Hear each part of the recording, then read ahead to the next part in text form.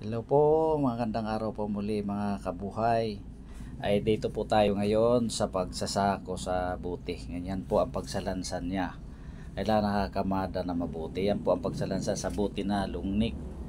Kailangan angkop yung buo laki ng buti sa kalaki ng sako. Kasi pagka hindi sila magkatugma, hindi yan may sasalansan. Yan po ang pagsalansan sa buting lungnik. Mahaba, kailangan parehas siya.